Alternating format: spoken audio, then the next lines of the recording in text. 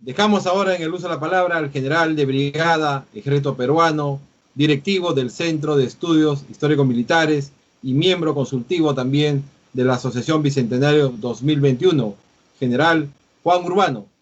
Adelante, general. Gracias.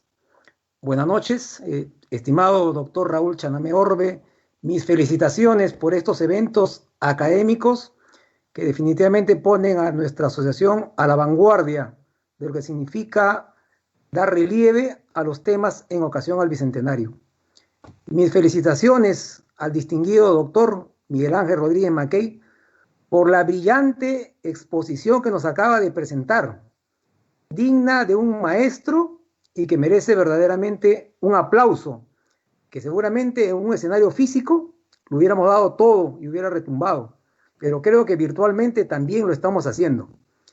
Una conferencia en la cual nos ha presentado el largo siglo XIX, el gran siglo que rige hasta la Primera Guerra Mundial, donde hemos visto que el liberalismo y el equilibrio del poder han sido los ejes que dominaron las relaciones internacionales y dominaron el equilibrio y el sistema que imperó en Europa, pero que también tuvo unas conexiones hacia la América.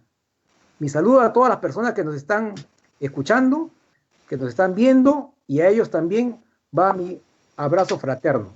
Permítanme expresar unas breves reflexiones en el sentido del punto de vista histórico que deseo añadir a tan brillante exposición y espero que estén a la altura de lo que acabamos de escuchar. En primer lugar, quisiera basarme bajo la idea de dos grandes historiadores. Primero, Jorge Basadre, quien nos decía que la historia de España y sus dominios en América no es la historia del Perú. El Perú tiene su propia historia, como la tiene España.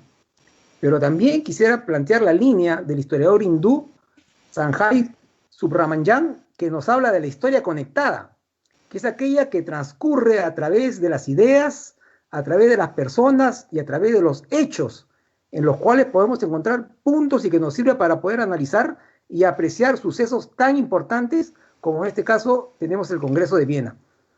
En el Congreso de Viena también participa España, pero participa una España debilitada, una España sin capacidad de negociación, una España que había perdido años antes, una década antes, en Trafalgar, ese gran poderío naval que tuvo ante la Armada Invencible de Nelson. Ingresa una España que tenía en el año 1808 la abdicación de su rey, una España que había retomado el absolutismo, pero era muy débil para negociar ante los grandes, a pesar de estar incluida allí, y no tenía nada que ofrecer a cambio. ¿Y qué quería España en relación a América? Quería que lo apoyen con una gran expedición armada que pueda venir y le ayude a asegurar y reconquistar sus territorios. Estamos en un tiempo de revoluciones.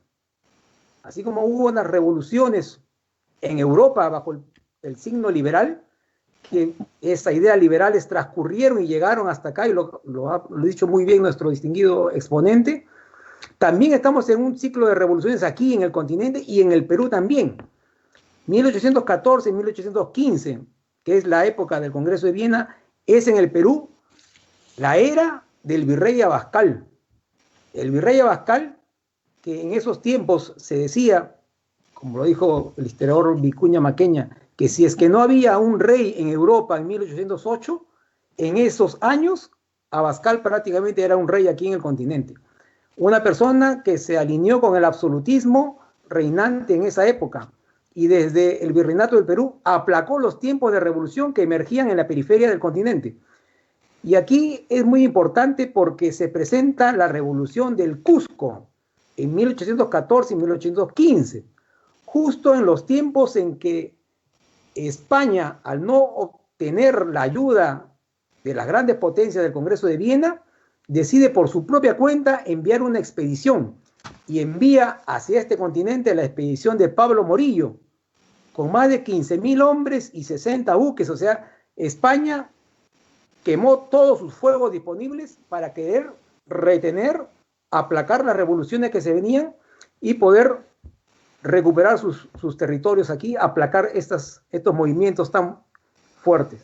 Pero resulta que estando en transcurso la expedición que partió desde Cádiz en 1814, a finales del 14 parte hacia América, el rey tenía en secreto el destino de la expedición. Todos pensaban de que iba a llegar a Buenos Aires y que iba a aplacar los movimientos de Buenos Aires propiamente dicho, iba a aplacar el sitio de la plaza de Montevideo, pero no fue así. Se desvía la expedición de Pablo Morillo y llega a las costas nortes del continente hacia el Virreinato de Nueva Granada, donde habían problemas en la Capitanía General de Venezuela, Cartagena, todo lo que es el Virreinato de Nueva Granada. Y eso es porque la revolución del Cusco había prendido un fuego detrás de la retaguardia española del Alto Perú.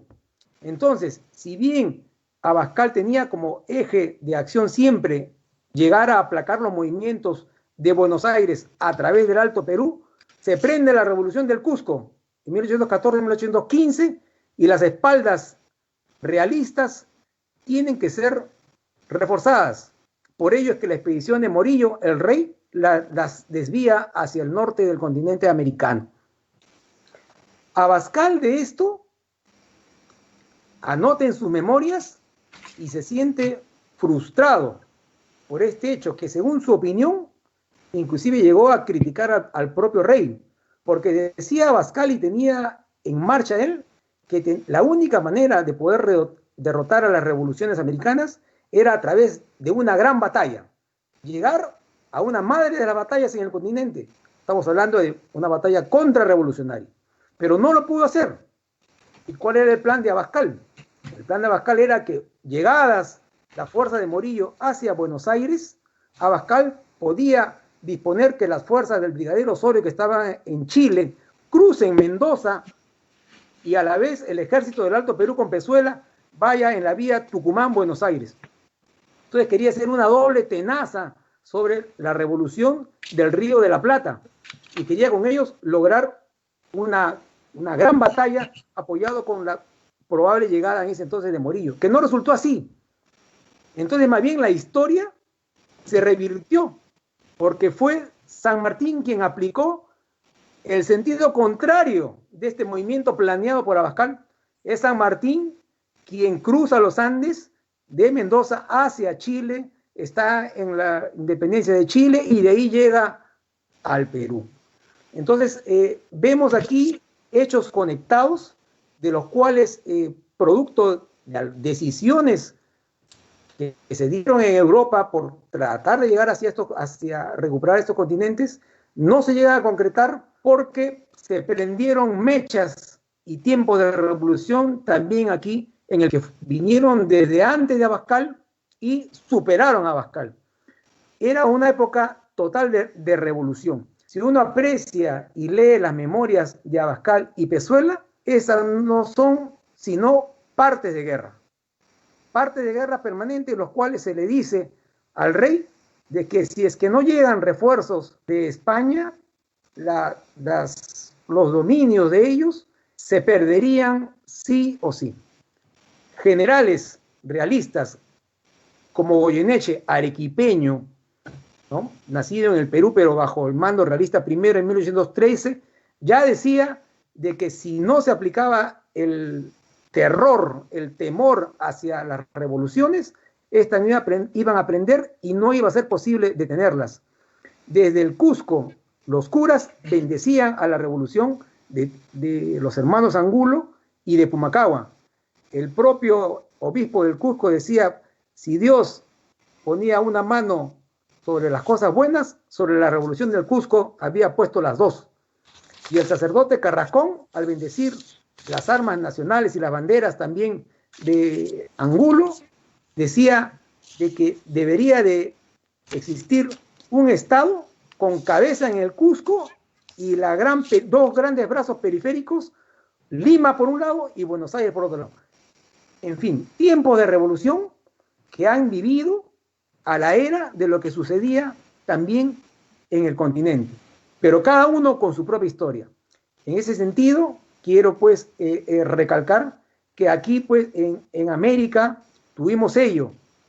La expedición también de Pablo Morillo llegó a desprender de la costa norte de América 1.600 hombres hacia el Perú. Y estos 1.600 hombres, donde estuvieron el batallón ligero de infantería Cazadores de Extremadura, con el coronel entonces Mariano Ricafort, que tuvo un paso contrarrevolucionario muy intenso, el regimiento Húsares de Fernando VII, el regimiento Dragones de la Unión, una compañía de zapadores, una compañía de artillería, llegaron en 1816 al Perú. De todas maneras llegaron, y el virrey Abascal los envió hacia el ejército del Alto Perú para tratar de continuar con el eje de su guerra, que era a través del Alto Perú, Tucumán, hacia Buenos Aires, que no se llegó a concretar,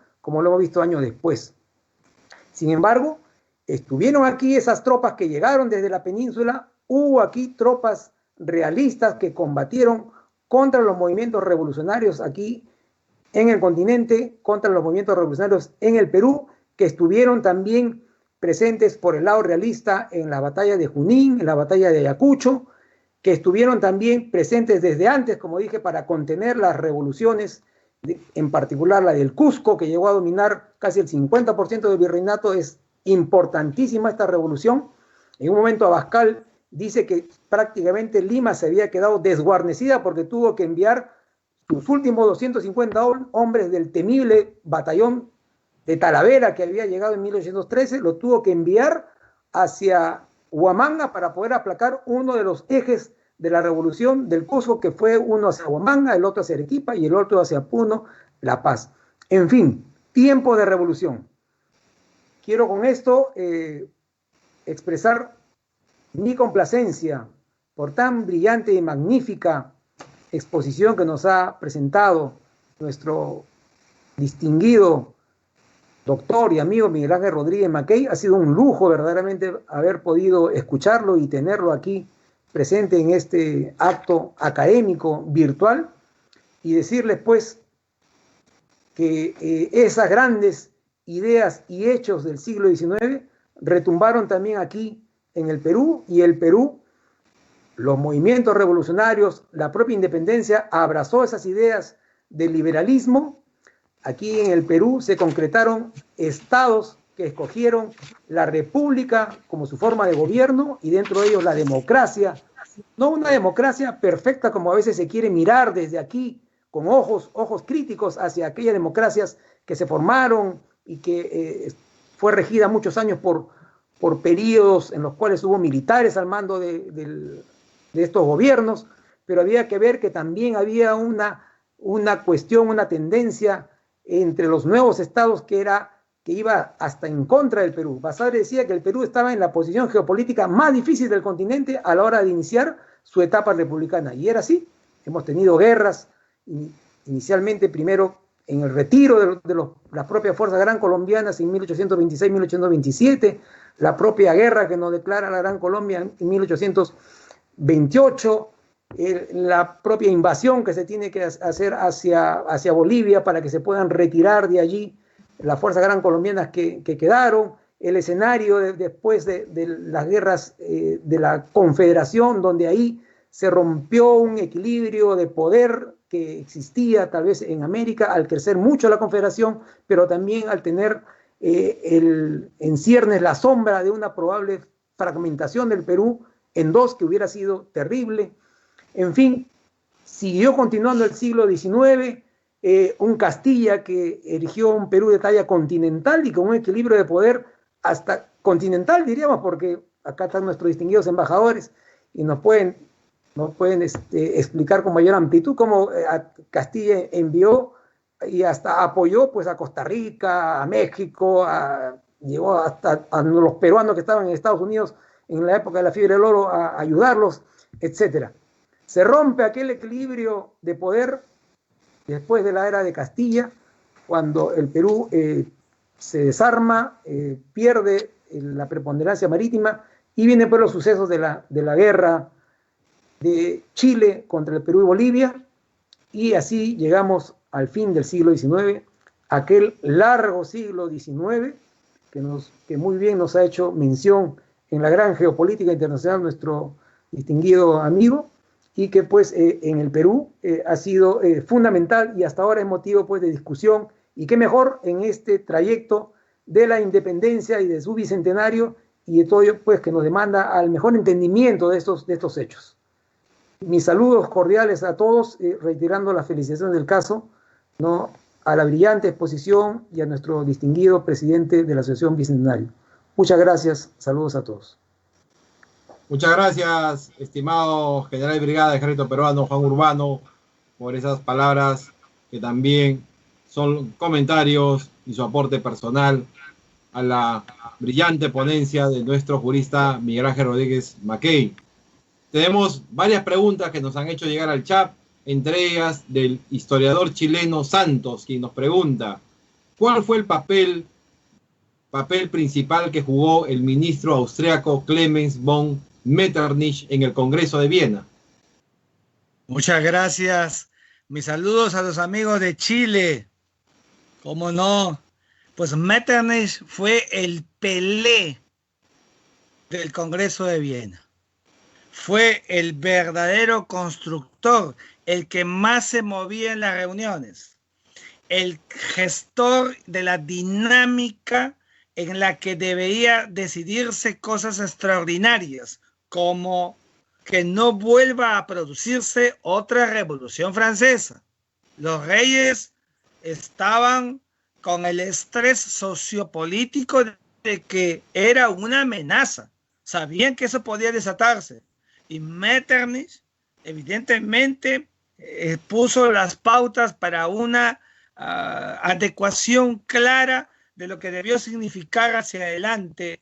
Pero como él era un estratega, así se mira siempre en el sistema internacional, aseguró para que luego se configurara la Santa Alianza. Ojo, Congreso de Viena, la reunión, y la derivación del Congreso de Viena fue la Santa Alianza, es decir, el ejercicio militar pegado a la diplomacia, para que si se producía un levantamiento revolucionario en Europa otra vez, inmediatamente tenían que aplastarlo. Fíjense ustedes, a ese nivel habían llegado, pero yo creo que al final el Congreso de Viena lo que hizo fue excitar los procesos independentistas. Por eso San Martín, cuando estaba con las líderes de las guerras borbónicas, viene hasta América. Se produce la Revolución de Mayo, que él no estuvo antes, él llega después de la Revolución de Mayo e inicia ese proceso porque estaba advertido, había entendido que las revoluciones se alcanzan solamente si llegan hasta el final, y por eso San Martín cruza los Andes y llega a Chile, Maipú, Chacabuco, y hace de ese gran hombre que fue Bernardo Hims, considerado por el Perú hijo de la patria, porque vivió acá cuando Chile lo persiguió para acabarlo, ese directorio que él presidió y que terminó sus días en Chincha y que luego fue repatriado como corresponde, cuya casa está en el Jirón de la Unión, y que todos rendimos homenaje a esta enorme figura que acompañó a San Martín en todo el proceso independentista.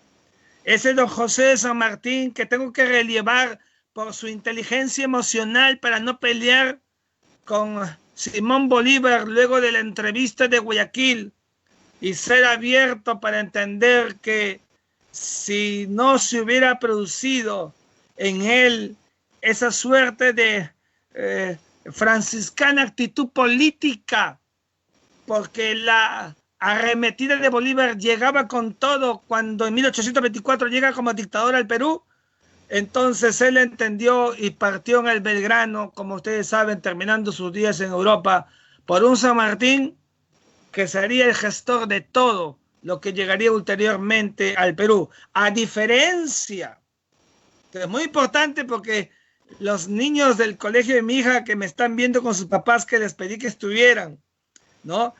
A diferencia de los procesos revolucionarios por las juntas de gobierno formadas imitando las juntas de las Cortes de Cádiz, las juntas generales de la Corte de Cádiz, que fueron fundamentalmente militarizadas por focos revolucionarios allí surgidos, en el Perú fue más bien un proceso que fue cercando espacios porque Lima era el centro del poder político y militar. Por eso tuvo que haber grandes procesos como las conferencias de los procesos y levantamientos este acto que luego generó la independencia total de nuestro país. Recordar que estamos a poco tiempo de celebrar, ya que hablo de San Martín, que el 27 de noviembre de 1820 en Huaura se produjo el primer grito de independencia del Perú. Están en bicentenario en Huaura. Y cuando fueron los congresistas del congreso anterior con quien habla para disertar, les dije que declararan a Huaura la capital emblemática y no lo hicieron. Les falta carácter, hay que tenerlo, porque Huaura se merece como la génesis de los gritos que se dieron de libertad en todo el Perú, desde que 1820 y 1821, luego 1824, alcanzáramos la plenitud de nuestro proceso independentista. Muy bien por esa respuesta, estimado Miguel Ángel. De igual manera también tenemos desde Paraguay, el historiador Francisco Gunza nos pregunta, ¿la guerra de la Sexta Coalición realmente mantuvo el equilibrio de poder para que no cobre impulso las nuevas ideas de la Revolución Francesa?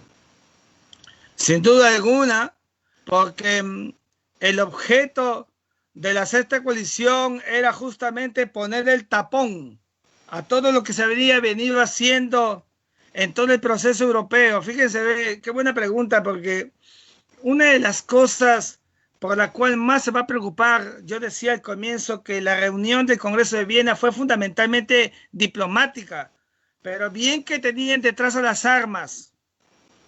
No querían otro Napoleón Bonaparte. A Napoleón era realmente una amenaza. Napoleón fue un genio, tanto que cuando él está en Santa Elena sintió en carne propia, después de haber sido victoriado por el mundo entero, sintió lo que significaba el silencio y estar solo. Y por eso él decía, la muerte es nada, pero vivir vencido y sin gloria es morir todos los días, decía Napoleón Bonaparte antes de morir. Fíjese usted. Y no querían los europeos eso. No querían que la amenaza napoleónica volviera, porque fue capaz de salir de la isla Elba y volver por 100 días y armar ejércitos. Pero felizmente aquella gesta de Waterloo, donde el pasto estaba muy seco y no llovió, sino hasta darle ese zarpazo a los franceses, produjo la derrota final de Napoleón Bonaparte. Tenemos una tercera pregunta también que nos hacen llegar desde Colombia. El historiador Sánchez nos señala, la frase de muerto el rey, muerto la monarquía, significó un plan también de los liberales para desterrar todo tipo de idea monárquica en la Francia revolucionaria. Sin duda alguna, porque fíjese usted, qué buena pregunta, cuando Mirabeau le dice al centinela, vaya usted y dígale al rey, era Luis XVI, y dígale que no nos levantaremos de aquí. Estaban en el famoso salón del juego de la pelota de los Estados Generales, que venía del año 1220, casi 5 años después de la famosa constitución de la Carta Magna de 1215 de los anglosajones, y le dice, dígale al rey que no saldremos de aquí hasta no darle a Francia una constitución y si nos quieren sacar, pues lo haremos, háganlo a punta de bayonetas. Fíjate tú, es decir, lo que estaba diciendo era que la revolución era hacia adelante, fue sangrienta.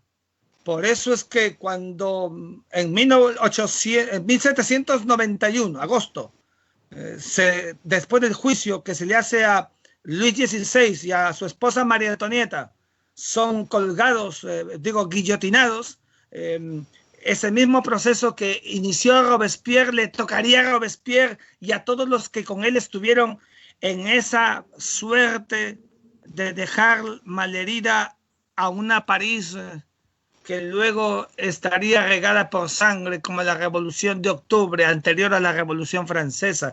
Fue difícil.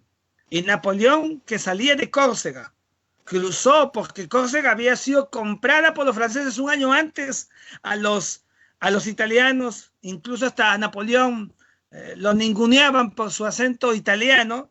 Ese Napoleón creció con esos aires en el medio de una revolución y como fue un hombre habilísimo, inteligente y decidido, logró hacerse un espacio en un triunvirato donde luego dijeron que seamos un triunvirato donde cada uno gobierne, pero empecemos por el que haya nacido en el primer mes del año, y como Napoleón Bonaparte nació en agosto, el 15 de 1769, pues fue el primer triunviro y el único que tuvo Francia, la Francia revolucionaria. Entonces Napoleón fue extraordinario porque el pensamiento liberal lo trae a América y vino hasta el derecho, el código napoleónico, con el que comenzamos a entender la naturaleza del derecho en el proceso del republicanismo del siglo XIX.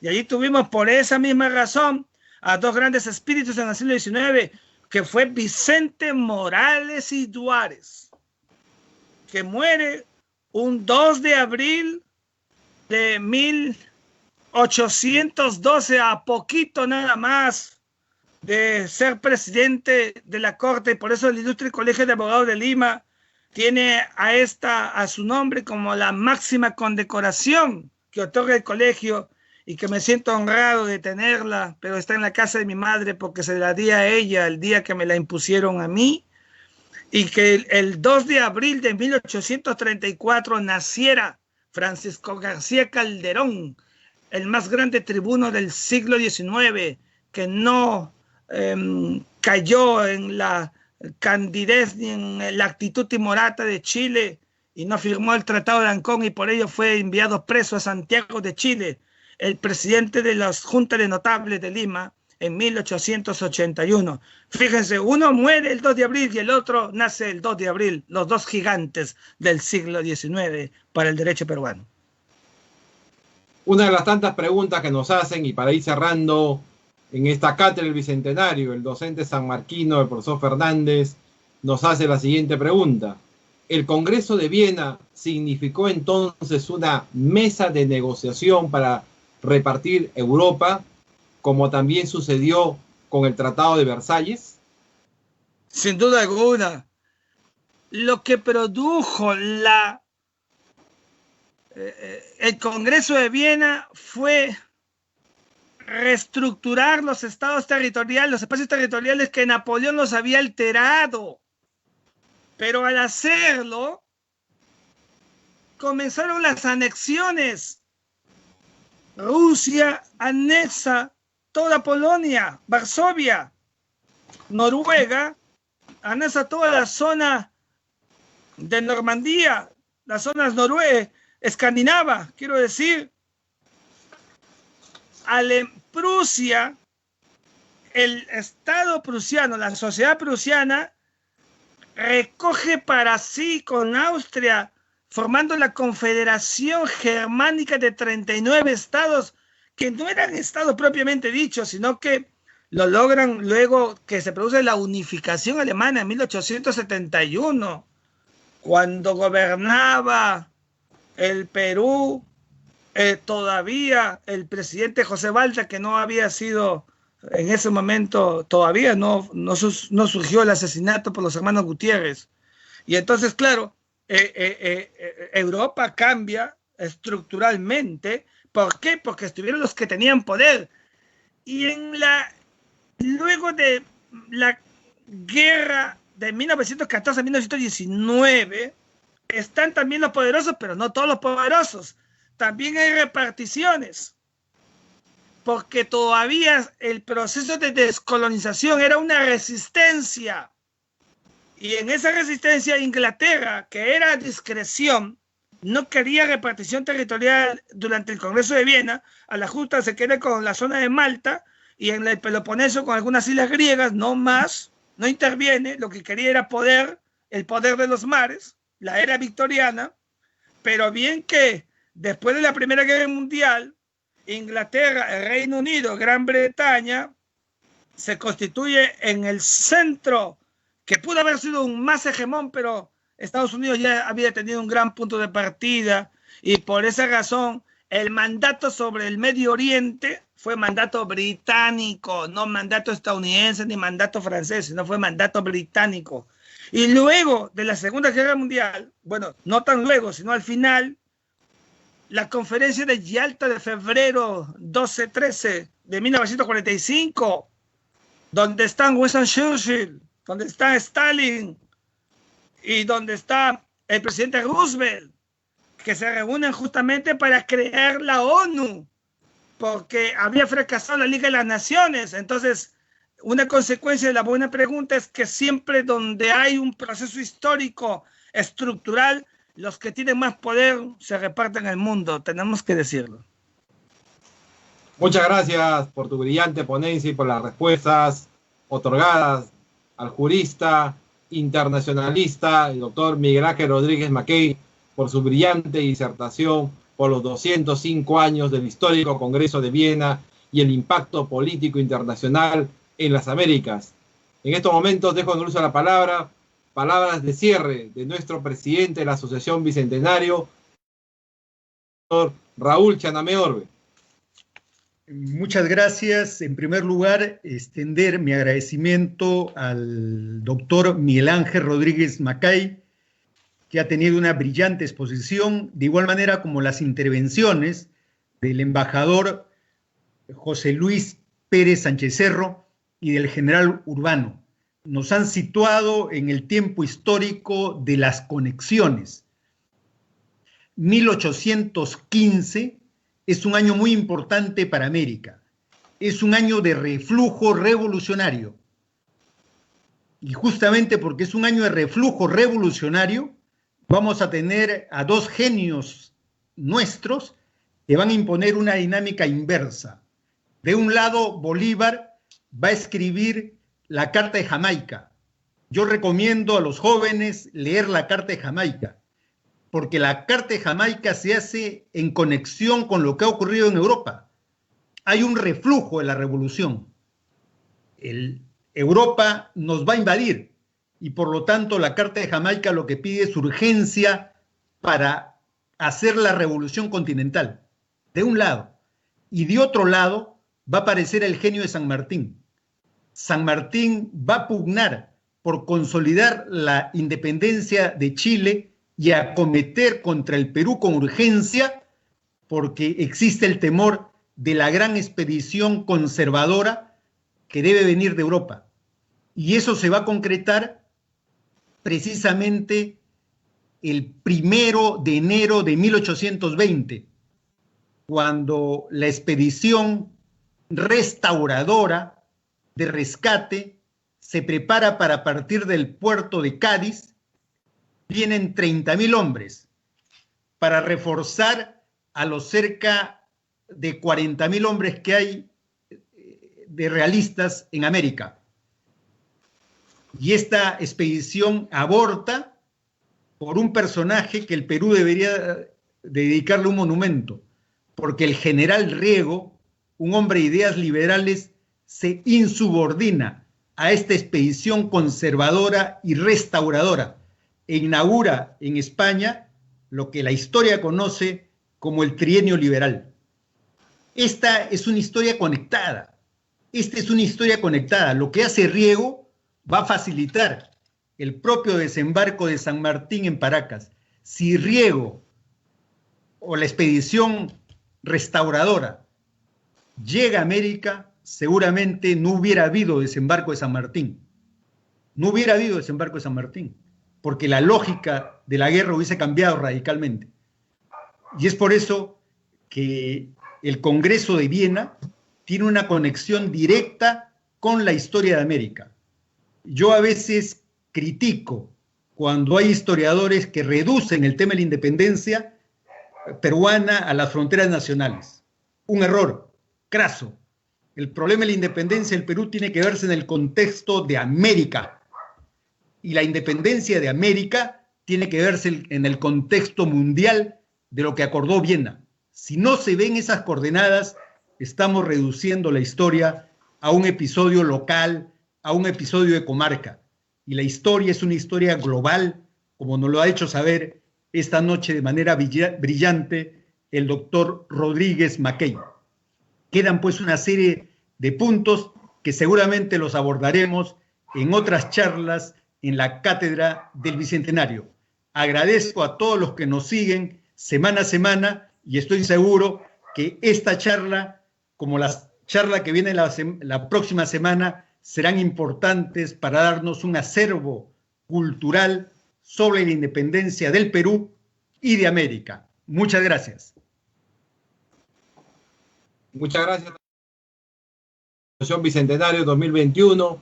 Agradecer a nuestro ponente, el doctor Miguel Ángel Rodríguez Mackay. Agradecer de igual manera al excelentísimo embajador Luis Pérez Sánchez Cerro, al general de brigada, ejército peruano, Juan Urbano, por habernos acompañado en esta cuarta cátedra del Bicentenario.